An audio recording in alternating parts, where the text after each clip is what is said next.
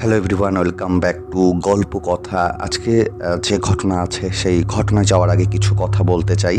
আজকে নিউজে সকাল থেকে দেখাচ্ছে যে বৃষ্টি হওয়ার পুরোপুরি সম্ভাবনা আছে এবং তার সাথে ঝড় হওয়ার সম্ভাবনা আছে। আশা করব তোমরা যারা গল্প কথার এপিসোড শুনছো এই মুহূর্তে তারা অবশ্যই বাড়িতে আছো, ঘরে আছো এবং ঘটনা শুনছো, এবং যারা কর্মসূত্রে বাইরে আছো তাদেরকে বলবো যে খুব সাবধানে থেকো। আমাদের আজকে নদিয়া, কলকাতা এবং আরও পার্শ্ববর্তী যে অঞ্চলগুলো আছে সেখানে ঝড় বৃষ্টি হওয়ার পুরোপুরি সম্ভাবনা আছে। তাই যারা ঘটনা শুনছো এবং লাইক করে দাও, ঘটনা কেমন লাগছে অবশ্যই কমেন্ট করে জানাতে ভুলো না। আজকে যে প্রথম ঘটনাটি আছে লিখেছে চন্দ্রিলা বোস, এবং তিনি ঘটনাটি যেভাবে লিখেছে আমি ঠিক সেভাবেই ঘটনাটা পড়ছি। তবে ঘটনার শুরুতে তিনি কিছু কথা বলেছে, সেগুলো বলে নেওয়া অত্যন্ত জরুরি। প্রথমেই বলে দিচ্ছি, এটি কোনো ভৌতিক ঘটনা নয়, কিন্তু তখন আমার সদ্য কৈশোরোত্তীর্ণ বয়সে তাকে ভৌতিক বলেই মনে হয়েছিল। যদি না মনে হতো তবে আজ আমার জীবনটা হতো সম্পূর্ণ অন্যরকম। তা ভালোই হতে পারত বা নাও হতে পারত, কিন্তু বলে না মানুষের কপালে যা আছে তাই হবে। তাই হয়তো সেদিন ওই ভৌতিক বিশ্বাসকেই আঁকড়ে ধরেছিলাম। এখনকার মতো অকুত ভয় তো ছিলাম না তখন। তখন আমার 18 বছর বয়স, সদ্য হাই সেকেন্ডারি পাশ করে লেডি বেমন কলেজে ঢুকেছি পলিটিক্যাল সায়েন্স অনার্স নিয়ে। তখন ওই কলেজে খুব অভিজাত ঘরের মেয়েরা পড়তো। যদিও সরকারি কলেজ বলে মাইনে ছিল খুবই কম, কিন্তু কলেজের একটা আলাদা ঐতিহ্য ছিল। প্রচুর অভিজাত মুসলিম মেয়েরা পড়তো। তারা বোরখা খুলে ক্লাস করত, আবার বাড়ি যাওয়ার সময় বোরখা পরে চলে যেত। কারো কারো গাড়িতে পর্দা লাগানো থাকতো। আবার দরিদ্র মেধাবী মেয়েরাও পড়তো। কলেজের মিডিয়াম ছিল ইংলিশ, তবে বাংলাতে উত্তর লেখা যেত। আমি ছিলাম শিক্ষিত মধ্যবিত্ত পরিবারের মেয়ে। মেধার ভিত্তিতেই চান্স পেয়েছিলাম। 1 মাস পলিটিক্যাল সায়েন্সের ক্লাস করার পর বিষয়টা নিরস লাগতে লাগলো। মনে হলো যে এর চেয়ে বাংলায় অনার্স নিলেই ভালো করতাম, কারণ বাংলা ও ইংরেজি দুটোই আমার চিরকালের প্রিয় বিষয়। কিন্তু মাঝে হঠাৎ করেই পলিটিক্যাল সায়েন্সে খুব নম্বর পেয়েছিলাম, ভালো লাগছিল, তাই ওতেই অনার্স নিয়েছিলাম। যাই হোক, তখন কথায় কথায় খুব কান্নাকাটি করতাম। বাড়িতে কান্নাকাটি শুরু করলাম যে এই সাবজেক্ট নিয়ে আর পড়ব না, বরং জিইউতে ভর্তি করে দিক বাংলা অনার্স নিয়ে। ওখানেও আমি চান্স পেয়েছিলাম। বাবা কিছুতেই রিবন ছাড়াতে চাইলেন না। প্রিন্সিপালের সঙ্গে দেখা করলে তিনি বললেন কদিন বাদেই একটা অ্যানিমেশন টেস্ট হবে, তাতে ঠিক হবে কার অনার্স থাকবে আর কার থাকবে না। ওই টেস্টে আমি যদি বাংলা পরীক্ষায় বসি এবং পাশ করি তবেই আমি বাংলা অনার্স নিতে পারবো। তাছাড়া বাংলা অনার্সে ভর্তি হওয়ার জন্য যে নাম্বার দরকার তার চেয়ে অনেক বেশি আমার আছে, আর এই পরীক্ষার কোনো সিলেবাসও নেই। ওই বিষয়ে অনার্স পড়ার মতো যোগ্যতা আছে কিনা সেটাই দেখা হবে। যাই হোক, বিনা প্রস্তুতিতেই বাংলা পরীক্ষায় বসলাম, পাশও করলাম, চলে এলাম বাংলা ডিপার্টমেন্টে। শান্তিও পেলাম। বাংলা ডিপার্টমেন্টে এসে আলাপ হলো ঐন্দ্রিলা মুখার্জির সঙ্গে। ফর্সা, একটু গোলগাল, মিষ্টি চেহারা, চোখে একটা সুন্দর চশমা, আর সমস্ত চেহারায় আভিজাত্যের ছাপ। কদিনের মধ্যেই সেই আলাপ প্রথমে বন্ধুত্বে, তারপর প্রিয় বন্ধুত্বে পরিণত হলো। আমার খুব ভালোবাসত ঐন্দ্রিলা। গাল টিপে খালি কি মিষ্টি বলতো। কথায় এত মিষ্টতা খুঁজে পেত কি জানে। তখন আমি খুব রোগা ছিলাম, কিন্তু ও বলতো ওর নাকি এরকম রোগাই পছন্দ। আমি ভাবতাম পছন্দের বলিহারি। ও বাড়ির গল্প করতো আমার সঙ্গে। বাড়িতে ওর বাপি, মাম্মা, মার দাদাও আছে। দাদা সবে লয়ার হয়েছে, বাপিও লয়ার। ওর দাদু ছিলেন ব্যারিস্টার, আর তার নেশা ছিল শিকারের। তখন শিকার এখনকার মতো নিষিদ্ধ ছিল না। ওর মা সমাজ সেবামূলক কাজকর্ম নিয়ে থাকেন। বাপির খুব আদরের মেয়ে, দুজন দুজনকে ছাড়া থাকতে পারে না। বাপি হলো ওর হিরো, ও বাপির প্রিন্সেস। এসব শুনে শুনে মুখস্থ হয়ে গেছিল আমাকে নাকি বাড়ির সবাই চেনে। এত গল্প করেছে আমার সাথে। ওর বাপি বলেছে একদিন আমায় নিয়ে আসতে আলাপ করবে। একদিন সুযোগ এসে গেল ওদের বাড়ি যাওয়ার। মাঝে খুব জ্বর হওয়ায় আমি কদিন কলেজ যেতে পারিনি, তাই ঐন্দ্রিলার কাছে নোটিশ চাইলাম ও বলল কাল তো তাড়াতাড়ি ছুটি, কাল ছুটির পর ও বাড়িতে গিয়ে ওর নোটিশগুলো নিয়ে এলে হবে, পরে জেরক্স করে ওকে ওটা ফেরত দিয়ে দেব। যাই হোক, পরের দিন একটু সাজুগুজু করে কলেজে গেলাম। বাড়িতে বলে গেলাম ফিরতে দেরি হবে। পার্ক সার্কাসে ওদের বাড়ি, হাঁটা পথ, ডন বস্কো স্কুলের পাশের রাস্তা। বাড়িতে পৌঁছে দেখলাম সে বাড়ি নয়, প্রকাণ্ড গেট আলা মস্ত বাড়ি। ও নক করতেই দারোয়ান গেট খুলে সালাম করে এক পাশে দাঁড়ালো। তারপর মোরাম বেছানো রাস্তা, দুদিকে বাগান, তারপর মূল বাড়ি। সব দেখে আমি চমকে যাচ্ছিলাম, কিন্তু আমারও চমক বাকি ছিল। বিশাল চমক, চমকের পর চমক। কাঠের দামি দরজায় ঐন্দ্রিলা বেল টিপতেই একটা কাজের লোক এসে দরজা খুলে দিল। একটা সিঁড়ি উঠে গেছে ওপরে, সিঁড়ির হাতল চকচক কাঠের, ওপরে বিশাল ড্রয়িং রুম। আমায় ঘরে বসালো। ঘরটা দেখে মনে হচ্ছে ব্রিটিশ আমলের কোনো বাড়িতে এসেছি। সোফা সেট, সেন্টার টেবিল সবই দামি কাঠের। সোফার ওপরে গদি আটা, দেওয়ালে হরিণ ও বাঘের মুখ, বুনো মোষও আছে। মেঝেতে বাঘের ছাল পাতা। বোঝা যায় এই বাড়ি এক খুব বড় শিকারীর বাড়ি। বাঘ, মোষ, হরিণের চোখের জায়গায় কাজ বসানো রয়েছে। মনে হচ্ছে হিংস্র দৃষ্টিতে তারা আমার দিকে তাকিয়ে রয়েছে। কিছু পাথরের নগ্ন নারী মূর্তি রয়েছে, মার্বেলের তৈরি। এক কোণে রয়েছে একটা ধাউস পিয়ানো। বাড়ি একদম নিস্তব্ধ, খালি ঝিরঝির এসি চলছে। সেটা যেন ওই নিস্তব্ধতাকে আরো বাড়িয়ে তুলেছে। আমার কেমন ভয় ভয় করতে লাগলো, একা এত বড় ঘরে বসে। একটু পরেই ঐন্দ্রিলা ঢুকলো এক গ্লাস শরবত নিয়ে। ও একটা লং ড্রেস পরেছে, কি সুন্দর দেখাচ্ছে ওকে। ওর চুলগুলো আমার মতো ঢেউ খেলানো নয়, একদম সোজা, তাতে ওকে আরো ভালো লাগে। গ্লাসটা রেখে ও বলল, দাঁড়া, তোকে আগে বাপির সাথে আলাপ করিয়ে দিই। আমার বাপি গল্পের ওস্তাদ, তোর বসে গল্প কর, আমি নোটগুলো খুঁজে আনি। বলেই ও ভেতরে ঢুকে গেল। একটু পরেই হাসতে হাসতে বেরিয়ে এসলো অন্দিনা। এই যে আমার বাপি, আর বাপি এই যে চান্দ্রিয়া, আমার বেস্ট ফ্রেন্ড। কি মিষ্টি না? আমি বলি না তোমার ওই সব কিছু মিষ্টি। আমি অবাক বিস্ময় তাকিয়ে আছি। উঠে দাঁড়াতে ভুলে যাই। ঐন্দ্রিলা কার সাথে কথা বলছে? কেউ তোর সঙ্গে নেই নাকি আমিও অন্ধ হয়ে গেছি? ঐন্দ্রিলা যেন এক অদৃশ্য মানুষের সাথে অতি অস্বাভাবিক কথা বলছে। ও বলল, বাপিকে বলেছিলাম আমার বন্ধুকে পছন্দ না হয়ে পারবে না। এবার দেখলে তো, ঠিক আছে, তোমার কথা বলো, আমি নোটগুলো নিয়ে আসি। এই বলে ঐন্দ্রিলা চলে গেল। আমি এক অদৃশ্য মানুষের সামনে জড়সড় হয়ে বসে রইলাম। আমার সারা শরীর যেন পাথর হয়ে যেতে লাগলো। খালি মনে হতে লাগলো এক অদৃশ্য মানুষ যেন আমার সামনে বসে হাসছেন, কথা বলছেন, অথচ আমি কানে দেখতে পাচ্ছি না। তাহলে কি সে অদৃশ্য? এরকম হয় নাকি? হতেও পারে।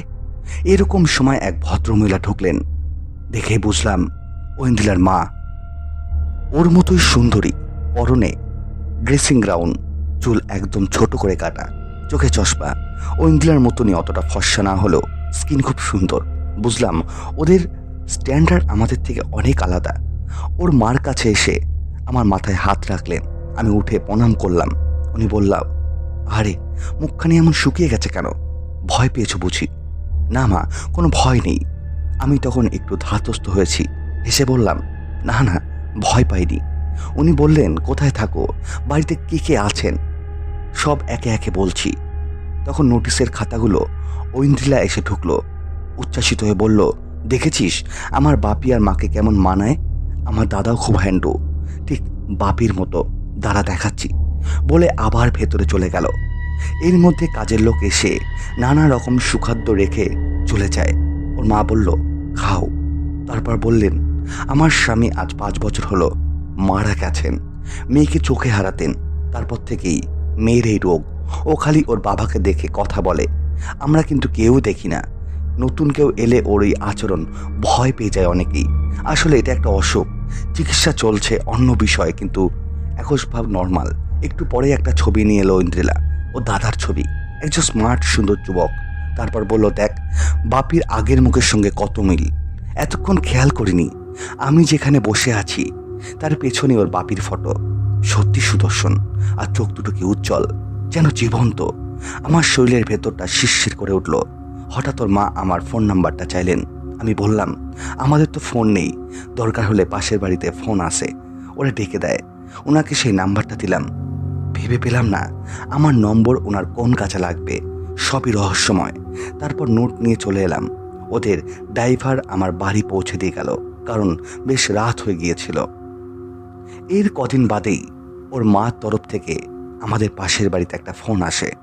ভদ্রমহিলা আমার মাকে ডেকে দিতে বলেছিল। মা গিয়ে ফোনটা ধরলে তিনি নিজের পরিচয় দিয়ে তার ছেলের সঙ্গে আমার বিয়ের প্রস্তাব দেয়। আমার নাকি তাদের সকলের ভীষণ পছন্দ হয়েছিল, বিশেষ করে তার মেয়ে চায় আমি ওর বৌদি হই, তাহলে সারা জীবন আমার কাছে থাকতে পারবে। উনিও এও বললেন যে বিয়ে এখন দিতে হবে না, গ্র্যাজুয়েশন হয়ে গেলে হবে, খালি পাকাপাকি করে রাখা। আমার মা ঠাকুমা আলোচনা করলেন, এত বড় ঘর থেকে যখন বিয়ের প্রস্তাব এসেছে সেটা মেয়ের ভাগ্যই ভালোই হবে। কিন্তু সব শুনে আমি কেঁদে পড়লাম। এই ভূতের বাড়িতে আমি কিছুতেই বিয়ে করব না, মরে গেলেও না। এর থেকে কুড়ে ঘরে বিয়ে হলে আমার আপত্তি নেই, কিন্তু ওদের বাড়িতে কিছুতেই না। আমার মা ঠাকুমা আমার কথা বোঝালো, এটা একটা রোগ, ওর মাই তো বলেছে। আমিও চেষ্টা করলাম বুঝতে, কিন্তু যেই মাত্র ঐন্দ্রিলা বলল, বাপি বলেছে তোকে, বাপির খুব ভালো লেগেছে, খুব ইনোসেন্ট ফেস তোর, বাপি কবে তার হাতের চা খাবে বলে অপেক্ষা করে আছে, তখনই ওই ফটোর জীবন্ত দুটো চোখ মনে পড়ে যেত, আর সব কিছু বোঝাবুঝি হারিয়ে যেত। এরপরে আমি আর ঐন্দ্রিলার সাথে কোনোদিনও দেখা করিনি। এটাই ছিল ঘটনা। আজকের প্রথম ঘটনাটি কিন্তু একটা অন্যরকম ঘটনা। সেখানে কিন্তু ভৌতিক কোনো ব্যাপার নেই, তবে অলৌকিক ব্যাপার। এরকম রোগ কিন্তু মানুষের, অনেক মানুষেরই দেখা যায়, এরকম রোগগুলো দেখা যায়। তারা নিজেদের মধ্যে কথা বলে, নিজেদের মধ্যে হারিয়ে থাকে। তো তোমার কেমন লাগলো ঘটনাটি? অবশ্যই কিন্তু যদি ভালো লেগে থাকে তোমাদের অবশ্যই কিন্তু লাইক আর কমেন্ট করতে ভুলো না। এবং তোমাদের কাছে আমি সবসময় একটা রিকোয়েস্ট করি, যারা ঘটনা শুনছো প্লিজ লাইক করতে এবং কমেন্ট করতে ভুলো না, কারণ তোমরা যদি লাইক আর কমেন্ট না করো তাহলে ঘটনার রিচ অনেকটাই কমে যায়। তাই আমি প্রত্যেকটা সময় আমি তোমাদেরকে রিকোয়েস্ট করি, তোমরা ঘটনা শোনার সাথে সাথে লাইক কমেন্ট করে দাও, যাতে ঘটনার রিচ অনেকটা বেড়ে যায়, যাতে ঘটনাগুলি অনেকের কাছে পৌঁছায়। এই রিকোয়েস্টটা তোমরা রাখো, যাতে আমার অনেক ভালো লাগে। আজকে কথা বাড়াবো না, চলে যাব আজকের দ্বিতীয় ঘটনায়। আজকে যে দ্বিতীয় ঘটনাটি আছে লিখেছে প্রতাপ মণ্ডল, এবং তিনি ঘটনাটি যেভাবে লিখেছে আমি ঠিক সেভাবেই পড়ছি। যখনকার ঘটনা বলছি, কতই বা বয়স হবে আমার তখন, 10 কি 11। তখন আমরা গ্রামের বাড়িতে থাকতাম। বাবা থাকতেন কর্মসূত্রে বাইরে। ভাই ছিল আমার থেকে বছরে ছোট। বোন তখন সবে পৃথিবীর আলো দেখেছে। আমাকেই বাইরের সব কাজ করতে হতো, যেমন রেশন, দোকান, হাট প্রভৃতি। দুপুরে খেয়ে দিয়ে পাশের বাড়িতে টিউশনি পড়াতে যেতাম। কখন যে ছাড়বেন তার কোনো সঠিক সময় ছিল না। পড়া না হলে ওখানে বসে মুখস্থ করে পড়াতেই আসতে হতো। এবার ঘটনায় আসা যাক। প্রাইভেট পড়ে আস্তে আস্তে সূর্যদেব প্রায় পাটে যেতে বসেছেন। বাড়িতে ঢোকার সাথে সাথেই মা বললেন, হ্যাঁ রে, কেরোসিন তেল দিচ্ছে না, যা গিয়ে নিয়ে আয়। মাথায় বাজ ভেঙে পড়ল যেন। কেরোসিন তেল আনতে গেলে মাঝখানে একটা গ্রাম পেরিয়ে পরের গ্রামে রেশনের দোকান। যদি সোজা রাস্তা ধরে যাই তবে অনেকটা ঘুর পথে যেতে হবে, আর যদি তাড়াতাড়ি যেতে চাই তবে একটা মাঠ পেরিয়ে একটা গ্রাম পার হয়ে পরের গ্রামে আমাকে যেতে হবে। গরমকালে মাঠ দিয়ে যাওয়াটা খুব বিপজ্জনক, সাপের ভয় খুব। তবে যাওয়ার সময় যেটুকু দিনের আলো আছে তাতে মাঠ দিয়ে গ্রাম পেরিয়ে যাওয়া যায়, কিন্তু ফেরার সময় ওই বড় রাস্তা বা সরান ধরেই আসতে হবে। রেশন দোকানে যখন পৌঁছালাম তখন দিনের আলো শেষ। হ্যাজাকের আলোতে দোকানটা ঝলমল করছে। বাড়িতে বাড়িতে শঙ্করধ্বনি, উলুধ্বনি, সাজের প্রদীপ দিতে ব্যস্ত সবাই। তখন ওদিকে বিদ্যুতের চল ছিল না। ঘরে ঘরে হ্যারিকেন, লণ্ঠন, লম্প বা টুকটুকি জ্বলত। আমরা রেশন দোকানে গেলে একটা গামছা নিতাম চিনি বাঁধার জন্য, আর কেরোসিনের জন্য একটা প্লাস্টিকের জার। রেশন দোকানে ভিড় থাকার জন্য বেশ দেরি হলো, বোধহয় 7টা কি তারও বেশি হবে। যতক্ষণ না ঘরে ফিরতাম ততক্ষণ মায়ের চিন্তা করা ছাড়া আর কোনো কাজ ছিল না। সেই সময় ফোনের প্রচলন ছিলই না।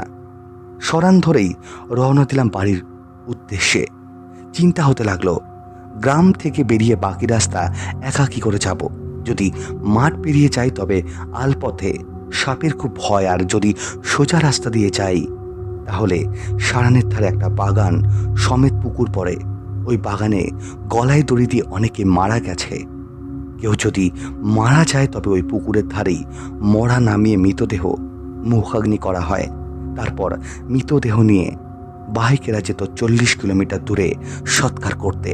আর সেই সময় গাড়ি ঘোড়ার এত প্রচলন ছিল না। গাড়ি বলতে ওই গরুর গাড়ি বা মোষের গাড়ি, তাই মৃতদেহ কাঁধে করেই বহন করে নিয়ে যেতে হতো। নানান ভাবনা মনে উকি দিচ্ছে, আর আমি গুটি গুটি পায়ে এগিয়ে চলেছি বাড়ির দিকে। কিন্তু গ্রামের বাইরে এসে পা আর চলতে চাইল না। হঠাৎ দেখি নির্মল চিঠু একটা লাঠি নিয়ে আসছেন। বোধহয় ওই গ্রামেরই কোনো এক ছাত্র পড়াতে গিয়েছিলেন। আমি যেন হাতে চাঁদ পেয়ে গেলাম। জেঠুকে বললাম, চলো তোমার সাথে আমি বাড়ি যাব। জেঠুর হাতে সবসময় একটা বাঁশের লাঠি থাকতো। হয়তো রাত বিরাতে লাঠির শব্দে সাপ বা অন্যান্য জীবজন্তু কাছে আসতে ভয় পেত। আমরা মূল রাস্তা ধরে এগিয়ে চলেছি, জেঠু আগে আর আমি জেঠুর পেছন পেছন। জেঠুর সাথে দু একটা অসংলগ্ন কথাবার্তা ছাড়া আর কিছুই হচ্ছিল না। গ্রাম পার হয়ে অনেকটা রাস্তা এসে গেছি। এবার ওই পুকুর বাগান পার হয়ে যেতে হবে। এবার কিন্তু আমার গাটা ছমছম করে উঠল। জেঠু লাঠি ঠক ঠক করে এগিয়ে চলেছেন, আর আমি পেছন পেছন। যাদের আলোয় স্পষ্ট দেখতে পাচ্ছি একটা নারী মূর্তি ধবধবে সাদা থান পরে সরানের এক পাশে দাঁড়িয়ে। চাঁদের আলোয় উল্টো দিকে ওই নারী মূর্তি থাকার দরুন মুখটা ঠিক মতো দেখতে পাচ্ছি না, তাও আবার এক হাত ঘোমটা টানা। ভয়ে তখন আমার আত্মারাম খাঁচারাম থেকে বেরিয়ে যাওয়ার উপক্রম। মনে মনে ভাবছি উল্টো দিকে দৌড়ছি, কিন্তু আবার চিন্তা হলো বাড়ি ফিরবো কি করে। অজ্ঞতা জেঠুর পায়ে পায়ে এগিয়ে চলেছি। জেঠু কোনো কথা বলছে না, আমিও কোনো কথা বলছি না।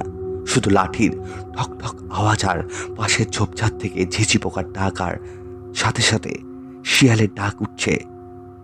ভয়টা ক্রমশ গলা অবধি চেপে এসেছে। জেঠুকে যে ডাকবো সেই শব্দটুকু গলা দিয়ে বেরোচ্ছে না। গলা শুকিয়ে কাঠ। প্রায় কাছাকাছি এসে গেছে ওই নারী মূর্তির। এবার বোধ হয় আমার ঘাড় মটকাবে। আমাদের দুজনকে অবাক করে দিয়ে ওই নারী মূর্তি রাস্তার মাঝখানে এসে দাঁড়ালো। এবার কি হবে নিজের মনকেই জিজ্ঞাসা করলাম। তবুও বাঁচো, আমি পেছনে, আর আমি ভয় হচ্ছি যদিও পেছন থেকে এসে আমাকে কেউ ধরে। নিস্তব্ধতা ভঙ্গ করে জেলু বলল, এই কে রে? রাস্তা থেকে সরে দাঁড়া, পথ ছাড় আমাদের। ওই নারী মূর্তি দুই দিকে দুহাত প্রসারিত করে দাঁড়ালো সমস্ত রাস্তা জুড়ে। জেঠু বলল, কি চাই তোর, বল। স্পষ্ট মেইলি গলায় ওই নারী মূর্তি বলে উঠল, আপনার সাথে কিছু কথা আছে বাবা। তা রাস্তা ঘিরে দাঁড়ালি কেন? না হলে তোমরা আমাকে পাশ কাটিয়ে চলে যাবে। আচ্ছা বল, কি কথা তোর? আমি হলাম জলাপায়নের বউ। 3 মাস আগে বিষ খেয়ে মরেছি। ছেলেটার জন্য মন কেমন করে। ছেলেটাকে কোলে নিতে ইচ্ছা করে, কিন্তু পারি না। তা আমি কি করব?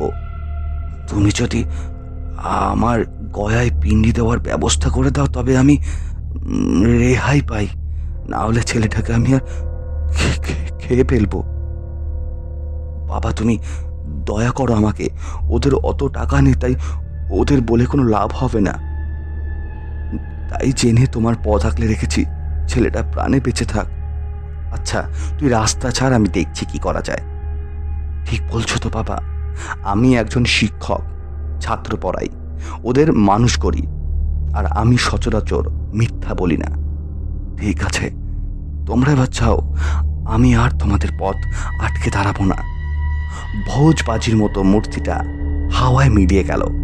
আমার তখন যে কি অবস্থা তা ভাষায় বর্ণনা করে বোঝানো সম্ভব না। ভয়ে ঠকঠক করে কাঁপছি আমি। জেঠুর পাশাপাশি কখনো বা জেঠুর আগে আসতে লাগলাম, আর বারবার পিছন ফিরে দেখতে লাগলাম।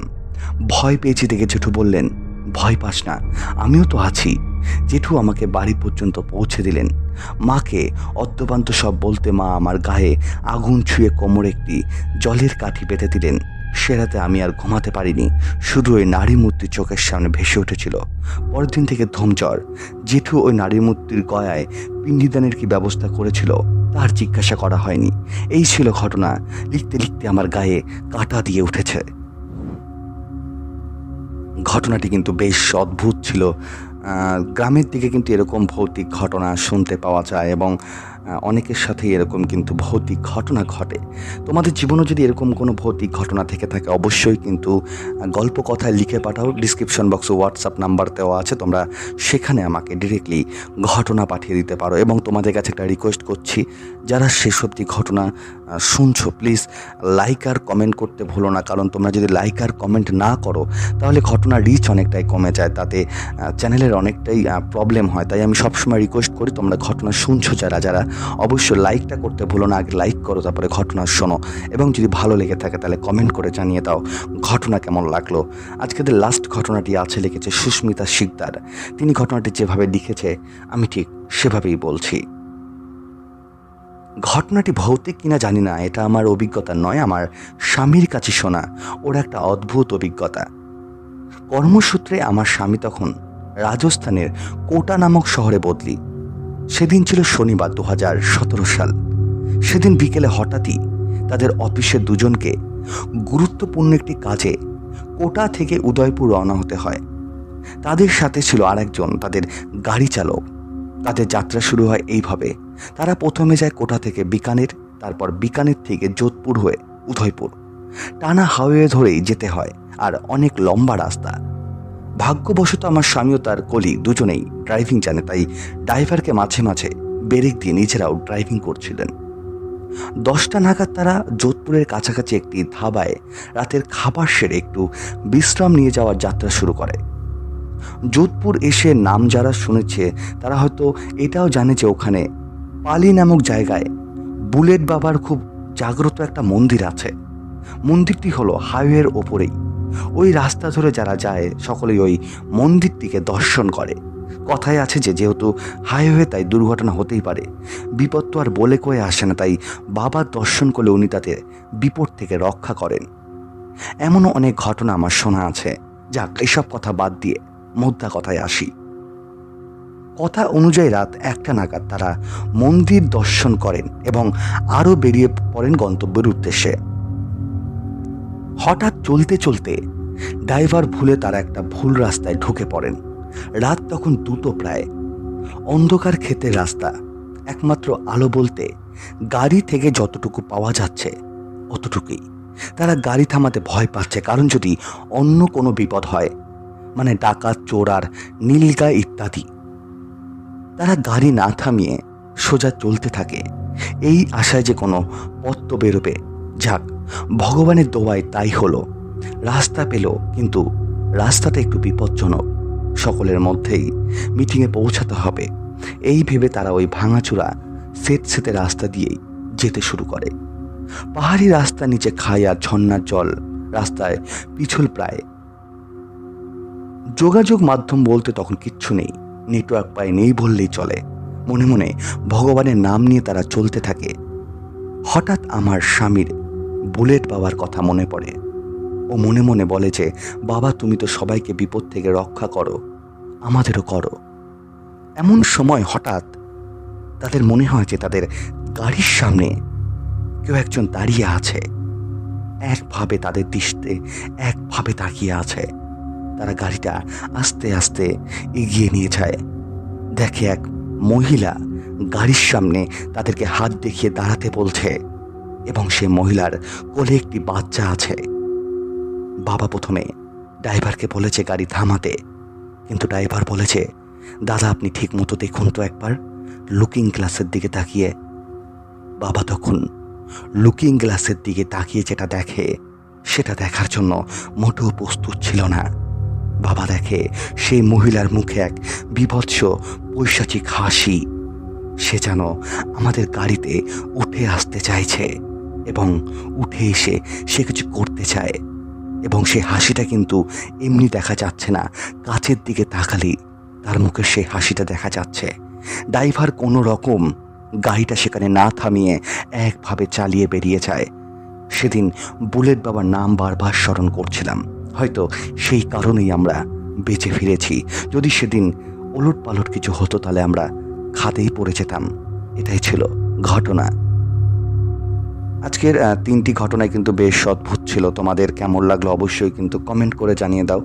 এবং যারা শেষ অবধি ঘটনা শুনেছো তাদের একটাই রিকোয়েস্ট করব, আর লাইক আর কমেন্ট করতে ভুলো না, কারণ লাইক আর কমেন্ট না করলে ঘটনার রিচ অনেকটাই কমে যায়। তাই আমি তোমাদের রিকোয়েস্ট করছি লাইক কমেন্ট করে গল্প কথার পাশে থাকো। এবং প্লিজ যারা এখন অবধি সাবস্ক্রাইব করনি অবশ্যই সাবস্ক্রাইব করে দিও। ঘটনা ভালো লাগলে, কেমন লাগলো আজকে 3টি ঘটনা অবশ্যই কিন্তু কমেন্ট করে জানিয়ে দাও। দেখা হচ্ছে সামনের দিন ঠিক রাত 10টায়।